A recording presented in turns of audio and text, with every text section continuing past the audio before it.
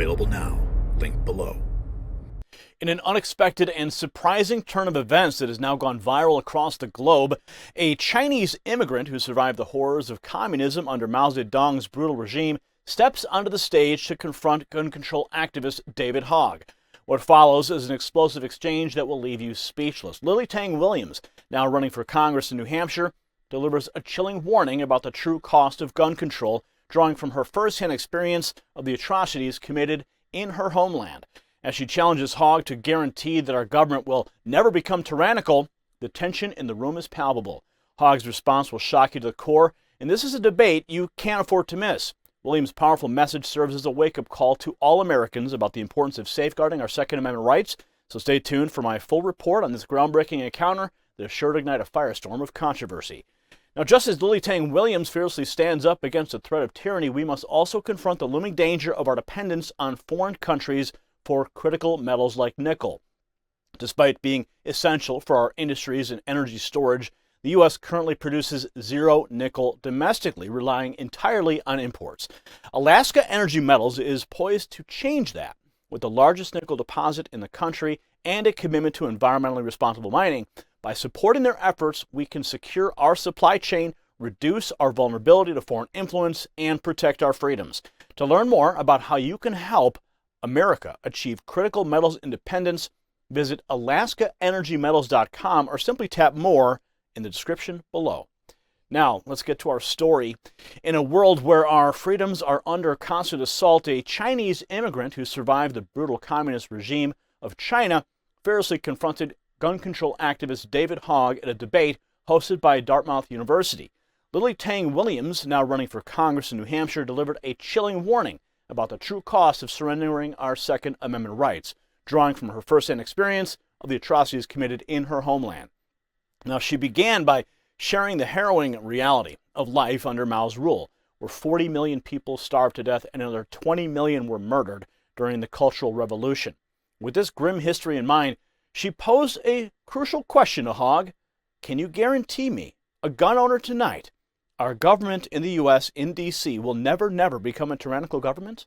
What follows is a moment that will leave you stunned. Now watch as Williams challenges Hogg on the fundamental importance of the Second Amendment. Watch. Hi, my name is Lily Tang Williams, and welcome to my live free or die state. Actually, I am a Chinese immigrant who survived communism. And under Mao, 40 million people were starving to death after he sold communism to them, and 20 million people died, murdered during his Cultural Revolution. So my question to you, David, is that can you guarantee me, a gun owner tonight, our government in the US, in DC, will never become a tyrannical government? Can you guarantee that to me? There's no way I can ever guarantee that any government will not be tyrannical. Well, then the debate on gun control is over, because I will never give up my guns. Never. And you should go to China to see how gun control works for dictatorship of CCP. Because, everybody is enslaved, so they cannot fight back. Can I respond? Wow. Hogg's response was as revealing as it was chilling. There's no way I can ever guarantee any government will not be tyrannical, he admitted, unwittingly exposing the fatal flaw in the gun control argument. Williams seized upon his concession, declaring, well, then the gun control debate is over because I will never give up my guns. Her message was clear and uncompromising. Those who have witnessed the horrors of tyranny firsthand understand the vital necessity of an armed citizenry as a safeguard against oppression. You should go to China to see how gun control works for the dictatorship of the CCP. That's what she urged Hogg, inviting him to confront the grim reality of a disarmed populace at the mercy of a totalitarian government. And following the debate, Williams took to X to share her thoughts on the experience and express her gratitude for the opportunity to participate in the open discussion. What she did here, she said that she emphasized the importance of engaging in respectful dialogue even when disagreements arise, and she encouraged Hogg to research Mao's Red Guards and express hope that he might one day come to understand the true implications of gun control under oppressive regimes. As the debate continued, Hogg attempted to bolster his arguments by citing statistics on gun violence and developed nations, it's the guns, he asserted, claiming a strong correlation between firearms ownership rates and gun homicide rates.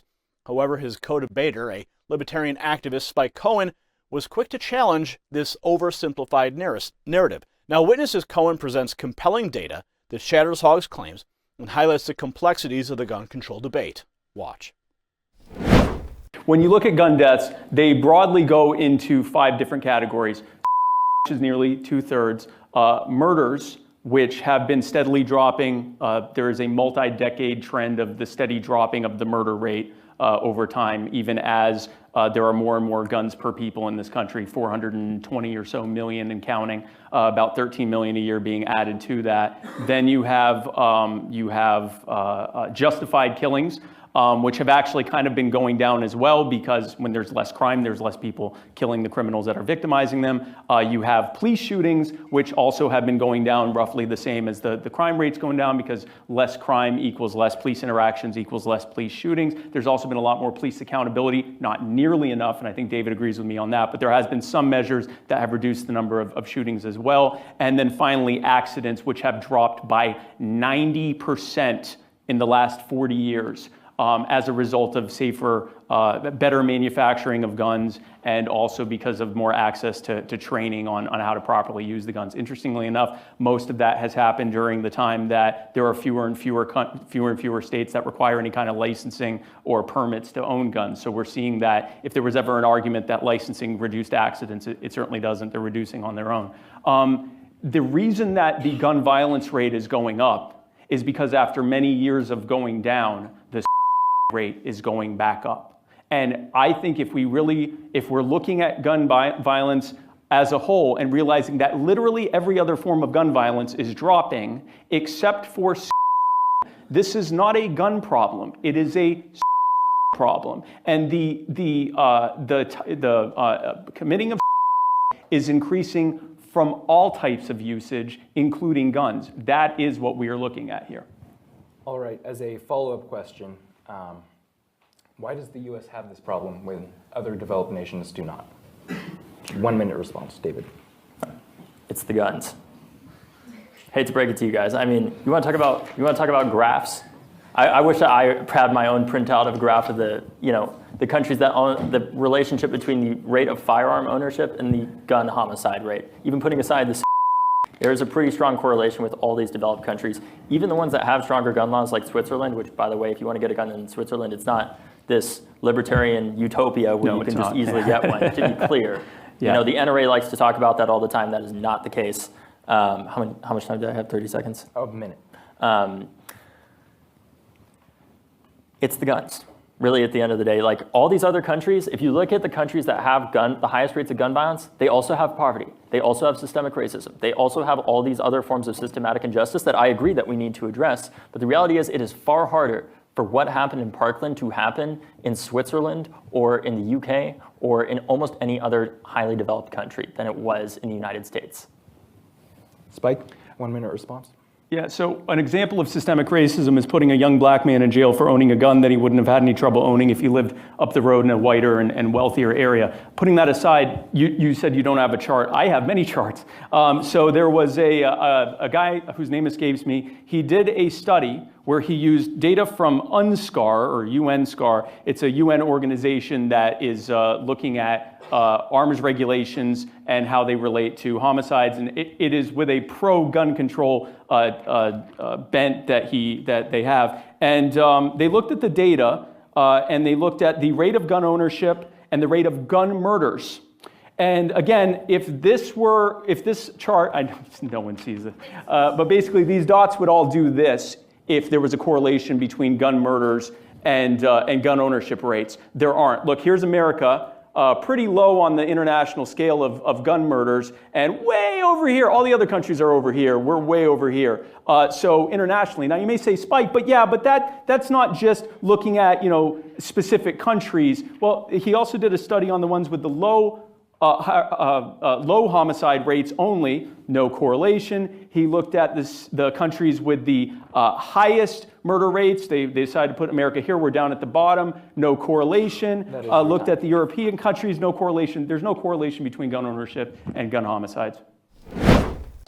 Using graphs from the UN Trust Facility supporting cooperation on arms, otherwise known as UNSCAR, Cohen demonstrated that there's no clear correlation between gun ownership and gun homicide rates across the country, or countries. While the U.S. has a high number of firearms per capita, its gun homicide rate is significantly lower than many other nations with far fewer guns. This data-driven rebuttal exposed the flaws in Hogg's simplistic approach to the issue and highlighted the need for a more nuanced understanding of the factors contributing to gun violence. As Cohen pointed out, the real systemic injustice lies in the unequal application of gun laws, which often disproportionately impact law-abiding citizens in less affluent communities. Now, the exchange between Williams, Hogg, and Cohen at Dartmouth University serves as a powerful reminder of the importance of the Second Amendment and the dangers of surrendering our rights in the face of emotionally charged rhetoric. Williams' story, a testament to the resilience of the human spirit in the face of unimaginable oppression, underscores the critical role of an armed citizenry in preserving freedom and resisting tyranny. As Americans, we must heed her warning and remain vigilant in defending our constitutional rights. The Second Amendment, as plainly written by our founding fathers, is not a relic of the past, but a vital safeguard against the ever-present threat of government overreach and oppression. Lily Tang Williams' courageous stand against gun control advocates serves as an inspiration to all of us who value liberty and cherish the freedoms enshrined in our Constitution. Her message is a clarion call to action, urging us to stand firm in the face of those who would trade our rights for the illusion of safety. In a world where the specter of tyranny looms large, we must remember the hard-fought lessons of history and the sacrifices made by those who have faced its horrors firsthand. Lily Tang Williams' story is a powerful testament to the enduring spirit of freedom and a powerful reminder of the crucial importance of the Second Amendment in preserving our way of life. If you got value from this report, tap subscribe. It's time for my final thought. Now, in just 60 seconds, Lily Tang Williams, a gun-owning Chinese refugee who fled the horrors of communism, utterly obliterated David Hogg's anti-gun arguments.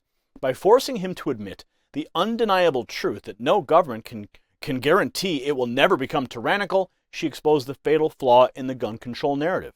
My friends, this is solid gold. It's a moment that encapsulates the very essence of why our founding fathers enshrined the Second Amendment in our Constitution. They understood that an armed citizenry is the ultimate safeguard against oppression, the final line of defense when all other checks and balances fail. Losing this right, as Williams so poignantly reminded us, comes at a cost measured in the lives of countless millions who have perished under the boot of tyranny. We must never forget this lesson, and we must never surrender our rights lest we find ourselves at the mercy of those who would seek to control us. Congratulations, you made it to the end of the video. Now keep up your quest for truth with this next news report. And if you found our channel enlightening, join the millions who agree with you. Tap subscribe. Thank you for watching the Next News Network.